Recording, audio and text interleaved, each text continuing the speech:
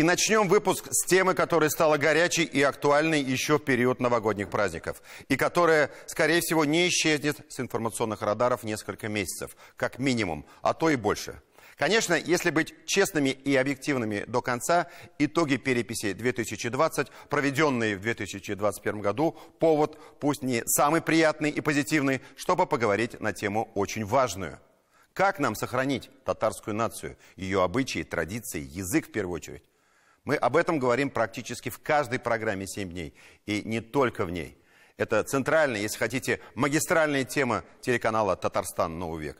И эти результаты переписи, которые констатировали, что татар стало меньше почти на 600 тысяч человек, для нас факт тем более малоприятный.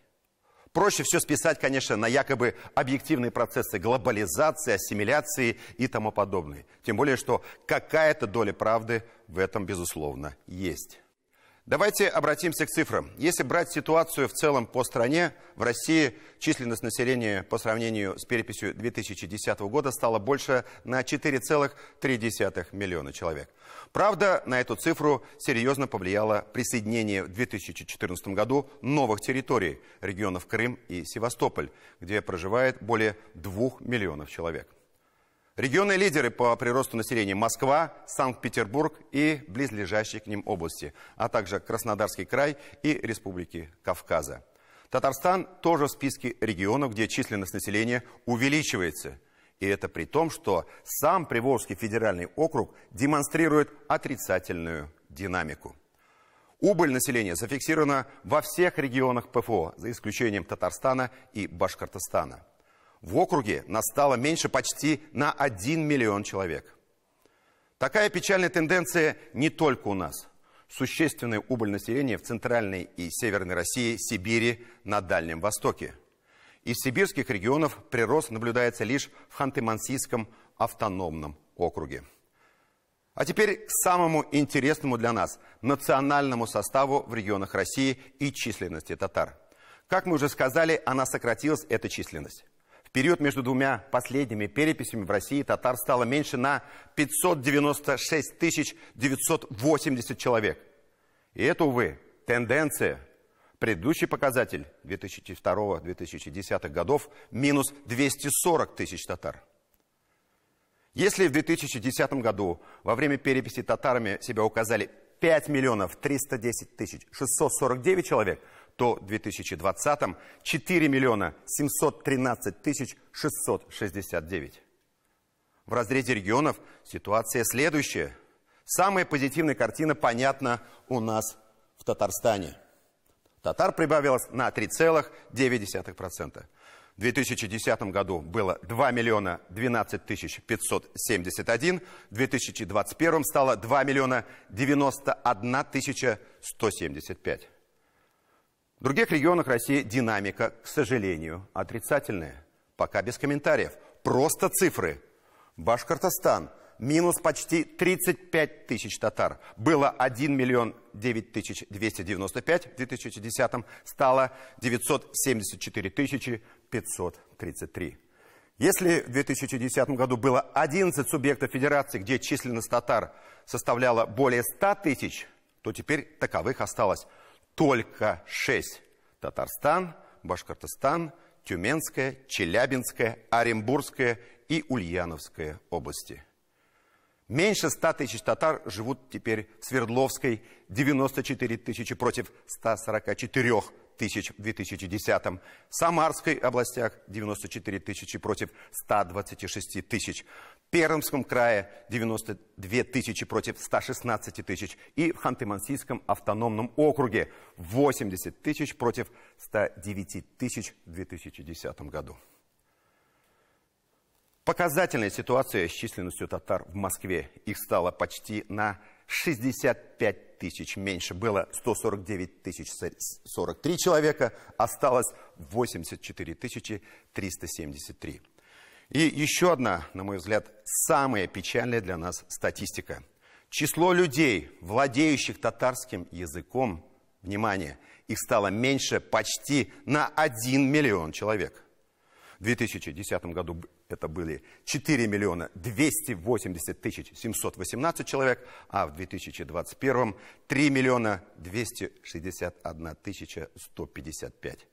Причем татарский в повседневной жизни использует только 2 миллиона 917 тысяч 685 человек. В чем причина таких результатов, особенно в российских регионах? Наши эксперты чуть позже еще дадут свою оценку. От себя скажу, что, конечно, на результатах переписи отразились пандемия. Мы сейчас получаем эту информацию с мест, и до многих людей переписчики элементарно не дошли. Ковидные ограничения не позволили полноценно опросить многих, особенно пожилых людей. Второе.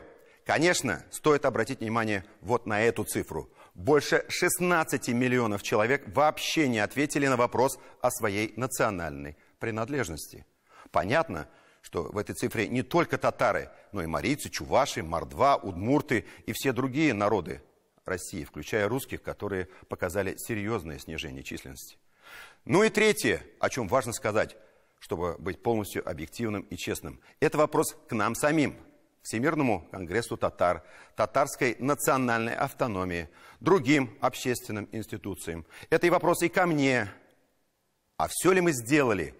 И все ли сделали правильно, чтобы татары не только идентифицировали себя татарами, но имели все возможности для изучения родных языков не только в Татарстане, но и во всех других регионах России. Из позитивного: татары сохранили за собой вторую строчку народа в России по численности населения. И еще один приятный факт.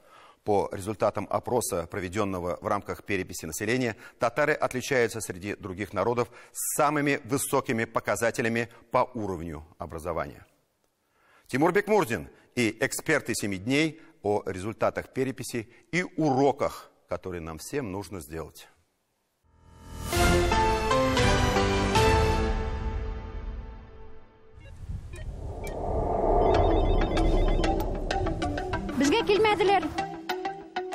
Для татар это сокращение непропорционально. Даже не верится. Как бы нам ни хотелось дать волю чувствам, эмоции действительно лучше и правильнее придержать, проанализировать, очевидно, противоречивые результаты последней переписи населения в России, противоречивые по оценкам не только этнографов и демографов из Татарстана, но и российских экспертов, лучше с холодной головой и карандашом в руках. Факты, как говорят, вещь упрямая, они говорят нам как минимум о двух четко прослеживающихся тенденциях. Первое, в России явно растет городское население, а также явно сокращается количество жителей деревень и сел. И второй очевидный тренд – достаточно заметный рост численности кавказских и среднеазиатских народов. К примеру, чеченцы прибавили сразу 17% своей численности от 2010 года и вышли на третье место в России после русских и татар, опередив башкир. Серьезная убыль ряда коренных народов России, особенно это заметно на примере народов Поволжья.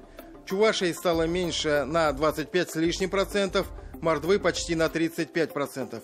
Татар по результатам переписи стало меньше почти на 600 тысяч, или на 11 с лишним процентов.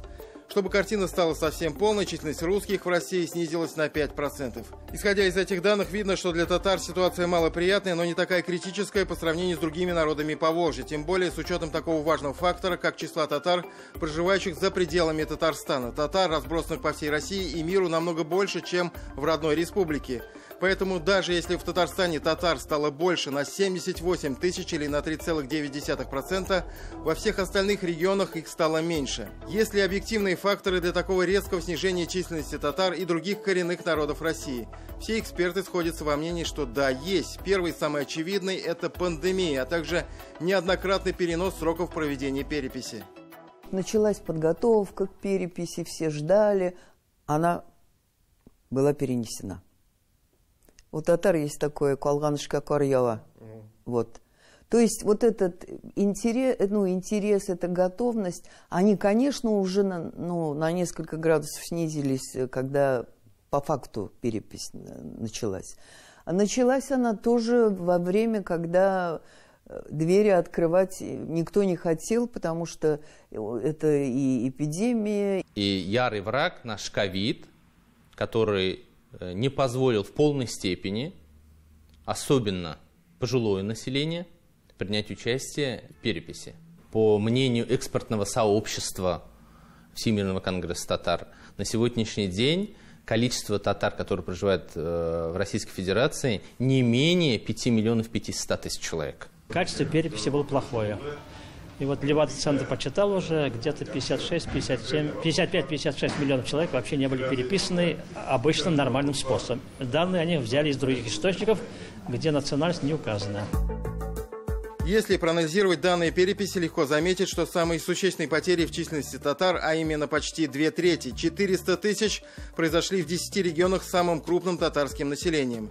Некоторые эксперты ожидали, что определенное снижение численности татар будет зафиксировано в Башкортостане с одновременным ростом численности башкир. Ожидания в целом оправдались, но процент условной убыли оказался не таким критичным – всего 3,4%. В сравнении с той же Москвой, где убыль составила 43%. В Свердловской области минус 35%. Сегодня фиксируются случаи, когда в регионах переписчики просто не дошли до адресата или не задали вопрос о национальной принадлежности. Такие случаи есть в сибирских регионах, на Урале, в Магнитогорске, Челябинске, Екатеринбурге. Мында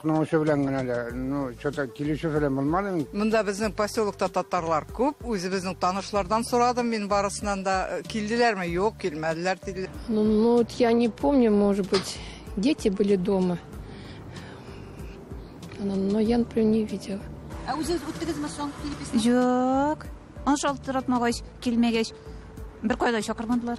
Мы увидели достаточно такое поверхностное проведение данного мероприятия. У нас были не охвачены не только крупные населенные пункты, но и в городах, даже те места компактно проживающих татар, к которым даже не приходили. Если приходили, даже не задавали вопрос национальной принадлежности. Сказать даже приблизительно, сколько татар, чувашей или русских прибавилось бы, если переписчики дошли бы до всех и каждого, если бы из 16 миллионов людей, не определившихся со своей национальностью, хотя бы половина сделала свой выбор, сложно. Бывший директор Института этнологии и антропологии Российской Академии и экс-министр по делам национальности России Валерий Тишков, которого трудно обвинить в особой к нам симпатии, считает, что минимум 500 тысяч из числа неопределившихся – это татары.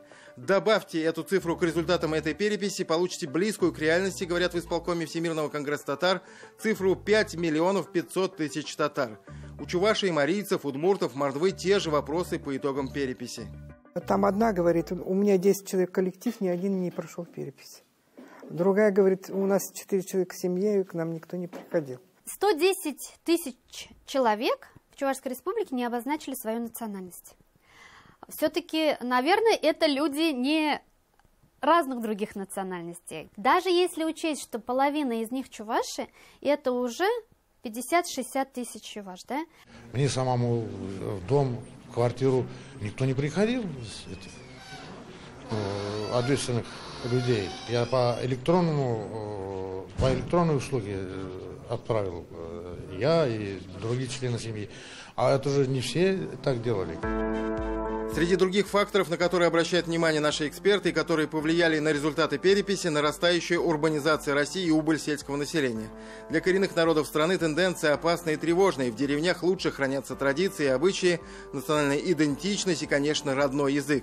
Печальная статистика: в период между двумя переписями число лиц, владеющих татарским языком, сократилось более чем на 1 миллион человек. Татарская деревня. Ребята у нас там археологическую практику, ребята копали на археологических раскопках, принимали участие из татарских деревень. 2 детей, один татарин, другой башкир. Для нас же это несколько забавно. Мы говорим, как так, ребята, получилось? Но у нас так. Вот 2 детей родились, татарская семья, обязательно одного записывают башкиром. Я даже, помню, шутили, а что, отцы, что ли, разные? Вот. Ну, это факт.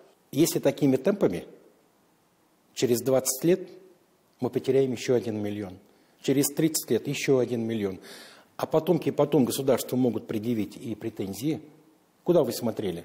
Любое сокращение численности населения – это большая трагедия и для самого человека, который, как мы, 17 человек. Что такое человек, который не имеет как будто бы национальности? Но возникает вопрос, а является ли он патриотом страны? Даже при всех недостатках возможных этой переписи мы можем сделать один вывод. Наши народы, которые веками проживали на этой территории, подвержены ассимиляции. Скорость та или другая – вопрос другой.